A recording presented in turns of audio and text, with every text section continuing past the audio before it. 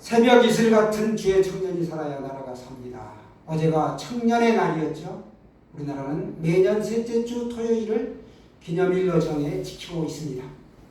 유엔이 정한 세대 분류 기준에 따르면 우리와는 큰 차이가 있습니다. 65세 이하를 청년으로 규정합니다. 66세에서 79세까지를 중년으로, 80세 이상을 노년으로 보고 있습니다. 여기 계신 모든 분은 마음이 다 청년인 줄로 믿습니다. 이 시간에 선포할 말씀은 약속의 땅에 들어가려면입니다. 오늘 본문은 모세가 행한 총 3번의 설교 가운데 두 번째 설교의 본론에 해당합니다. 복된 시간이 되시길 바랍니다. 러시아가 낳은 세계적인 문호 톨스토이가 쓴 작품 중에 인간에겐 땅이 얼마나 필요한가라는 소설이 있습니다. 소설의 내용은 이렇습니다. 어느 곳에 많은 땅을 갖고 싶어하는 욕심 많은 한 농부가 있었습니다. 이 농부의 마음을 잘 아는 지주가 그에게 말하기를 하루 동안 걸어서 갔다가 다시 제자리로 돌아오는 그 양만큼 내가 밟은 땅을 너에게 주겠다 라고 약속하였습니다. 욕심 많은 농부는 어떻게 해서든지 이 많은 땅을 차지하려고 잠시도 쉬지도 않고 끼니 때가 되어도 먹지도 않고 물 한 모금도 안 마신 상태로 죽어라 뛰어갔다가 정한 시간에 맞춰 겨우 들어왔습니다. 하지만 하루 종일 쉬지 않고 물도 마시지 않고 걸었기 때문에 그는 오자마자 곧바로 쓰러져 그만 지쳐서 죽고 말았습니다. 그 농부가 죽자 지주는 하인에게 명령합니다. 농부가 죽은 농부를 땅에 묻을 만큼 땅을 팔아 그리고 묻어라 라고 얘기합니다. 하인은 폭이 2자, 길이가 6자의 땅을 파서 그 농부를 묻게 되는 걸로 이야기는 끝이 납니다. 참고로 우리가 한자 하면 30.3cm죠. 이게 이제 미터로 바꾸면 0.303m. 한 평은 3.308제곱미터가 한 평이고요. 인간에게는 땅이 얼마나 필요한가. 겨우 2자, 6자. 2자면 0.606m이고 6자면 1.818m. 곱하면 1.818하고 0.606을 곱하니까 1.102m, 1.102제곱미터밖에 안 되는 것이죠. 그 크기의 땅만 있으면 된다는 것이죠. 한 평의 3분의 1에 불과합니다. 그럼에도 인간들은 땅을 참 좋아합니다. 그래서 땅에 대한 욕심이 참 대단하죠.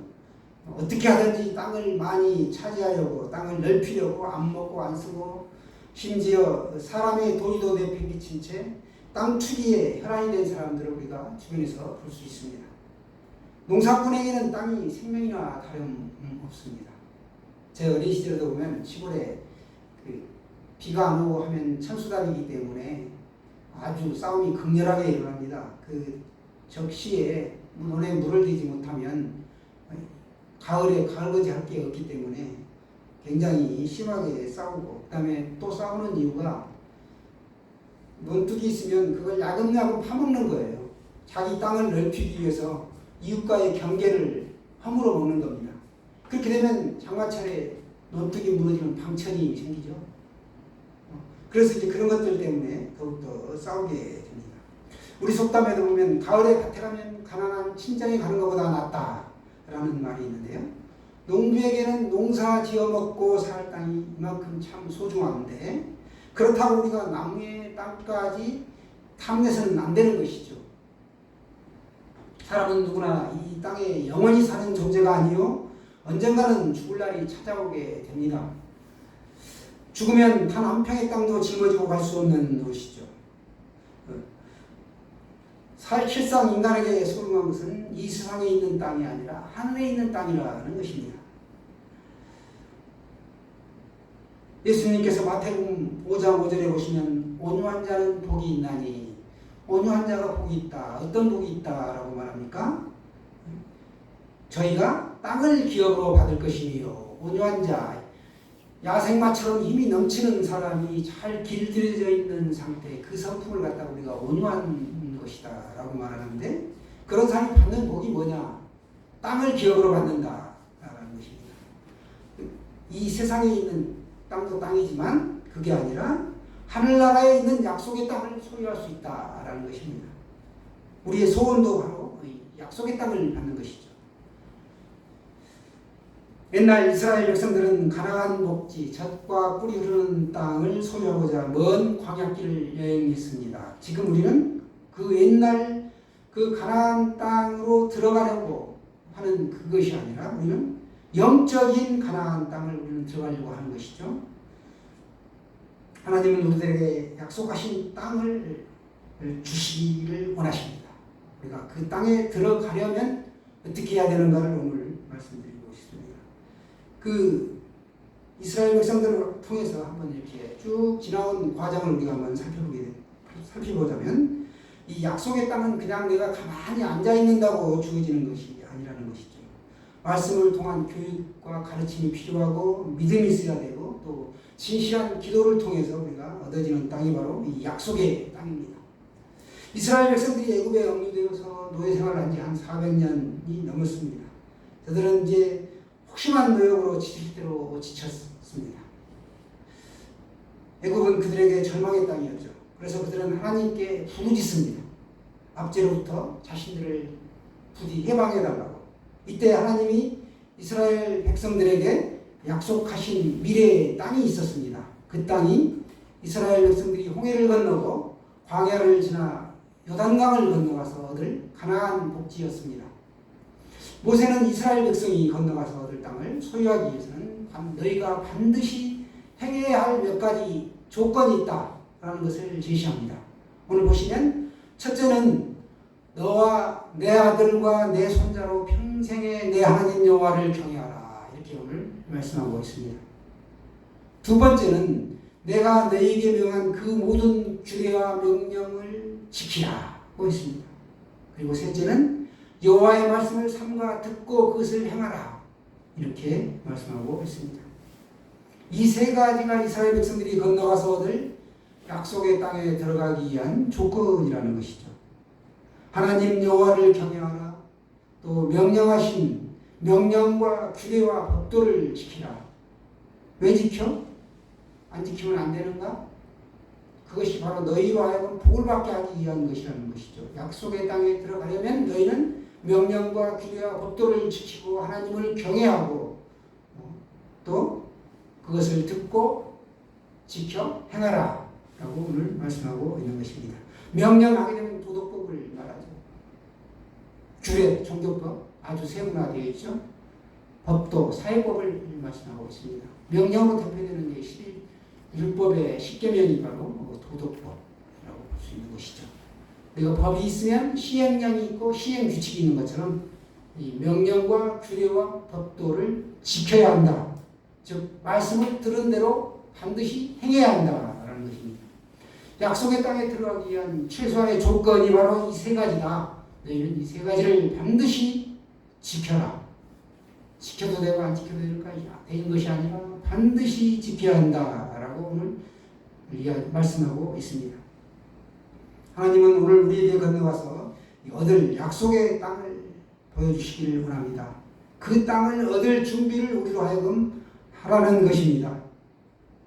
우리가 어떻게 미래의 땅을 차지할 수 있을까요? 하나님을 경외하며 예배를 잘 드리고 예배에 잘 출석하는 것, 이것 당연한 것이죠. 말씀을 들어도 우리가 실천하지 않으면 아무 소용이 없습니다. 우리가 들은 말씀을 생활 속에서 실천하는 것, 삶이 예배이고 기도이고 찬양이 되는 것, 이것이 바로 우리가 바라는 바이죠.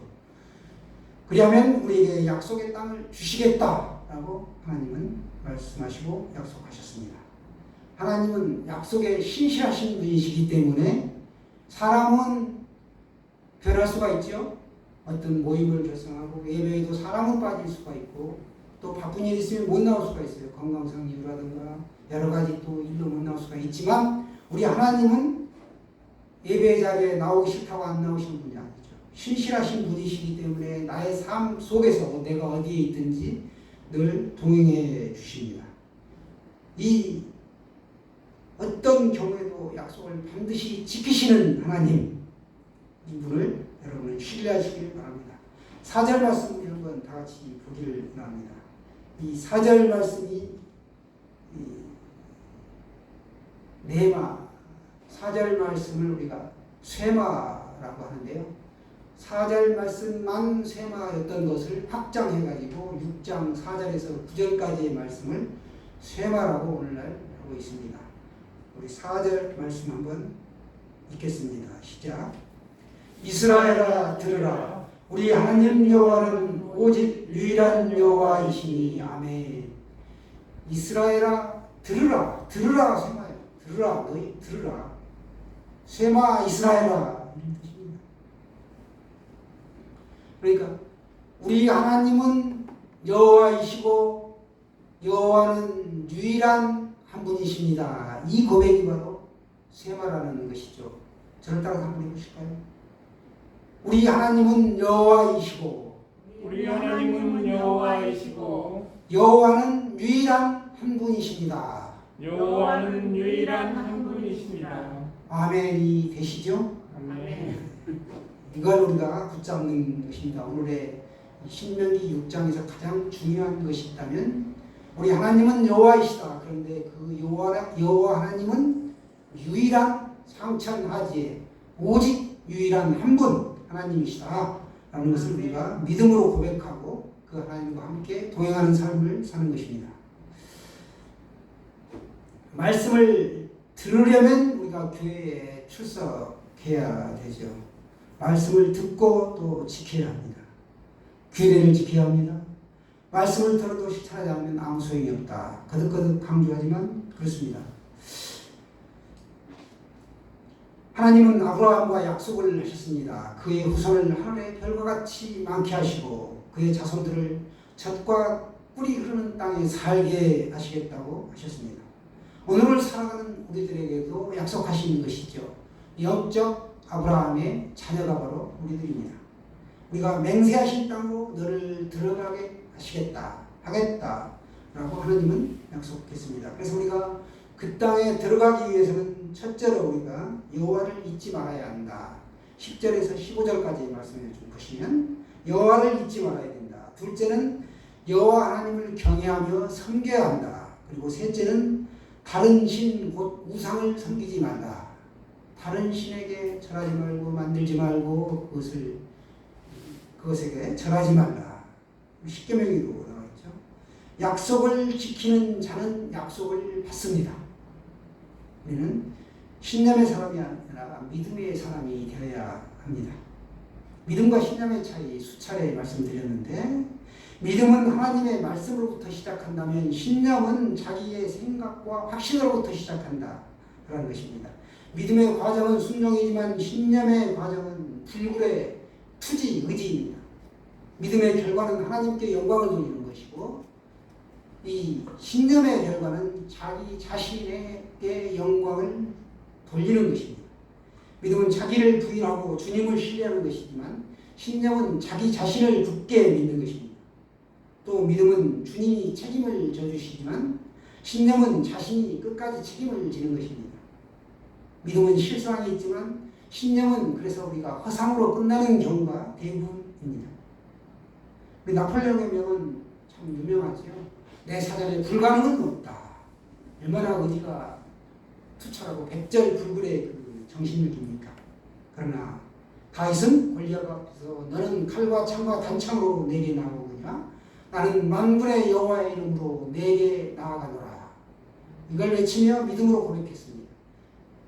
다윗의 고백이 얼마나 귀합니까? 분명히 저와 여러분 하나님께서는 맹세하신 땅, 약속의 땅으로 들어가게 하실 것을 믿습니다.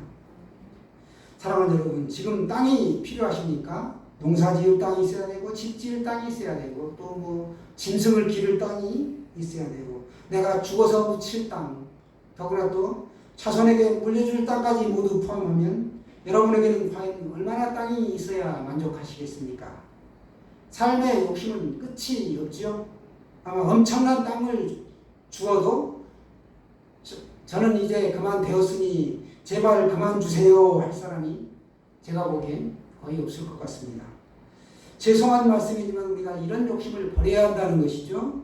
꼭 필요한 땅이 있다면 죽어서 묻힐 가로 2자 세로 6자의 땅이면 우리가 만족해야 합니다. 죽어서 화장을 희망하는 저 같은 사람에게는 그 땅마저 필요가 없겠지요. 진정으로 우리가 욕심을 내야 할 땅은 저 하늘나라에 있습니다. 우리가 건너가서 얻을 미래의 땅이요 내게 주리라 맹세하신 약속의 땅입니다.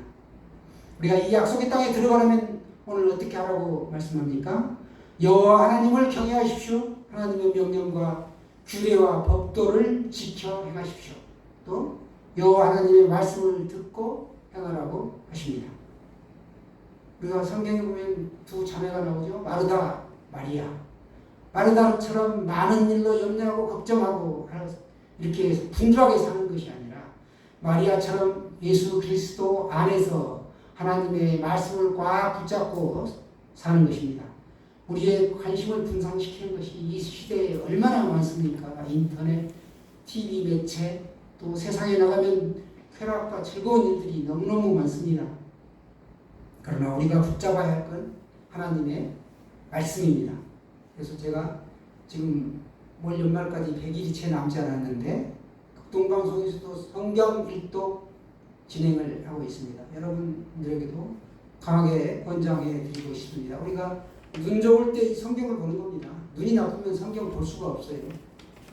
돋보기 쓰고 보면 몇 줄 읽으면 벌써 머리가 아파합니다. 그러나 눈 좋을 때 읽으면 얼마든지 일주일이면 일독하죠. 그런데 우리가 평생에 제가 강조했듯이 내 나이만큼은 성경을 읽어야 한다. 이게 목표라는 게 최소한. 그래서 여러분이 거기에 대한 거룩한 부담을 가지고 성경을 좀 봤으면 좋겠습니다. 가을은 또 독서의 계절이죠. 얼마나 좋습니까? 하나님의 말씀을 붙잡는 것 정말 귀합니다. 우리가 여호와 하나님만 섬기고 다른 우상에게 눈길을 돌리지 않으려면 말씀을 붙잡는 것입니다. 말씀 가운데 있으면 내가 죄 짓는 곳으로 갈 틈이 없고 시간이 없습니다. 하나님과의 관계가 바로 서지 않으면 우리의 모든 것은 헛되다 라는 사실입니다. 하나님이 없으면 모든 것은 제로다, 영이다 라는 것이죠. 하나님 없는 영에다가 그 어떤 것을 곱해도 바로 영이 되고 맙니다. 특별히 재물에 지나치게 우리가 마음을 빼앗기지 않으시길 바랍니다. 거기에 너무 몰두하다 보면 건강을 잃기 쉽습니다. 노년에 잃기 쉬운 것이 3가지죠. 건강, 재물, 관계, 이 3가지가 망가지기 쉽습니다. 그래서 노년에는 특별히 건강관리, 재물관리, 자식에게 계속 손 벌리면 안 돼요. 그 다음에 관계관리, 관계가 틀어지면 노년에 만날 사람이 없습니다. 주변에. 이 관계관리, 3가지를 염두에 두시고 우리가 슬기롭게 청년처럼 사시길 바랍니다. 오늘 말씀 맺고자 합니다. 명령과 규례와 법도를 지켜 행하면 신실하신 하나님은 약속의 땅, 영적 가나안이죠. 이 천국에 우리와 우리 자손에게까지 주실 것이다 라고 오늘 말씀하고 있습니다. 예수 그리스도의 성도 여러분, 부디 우리가 하늘의 신령한 복과 땅의 기름진 복으로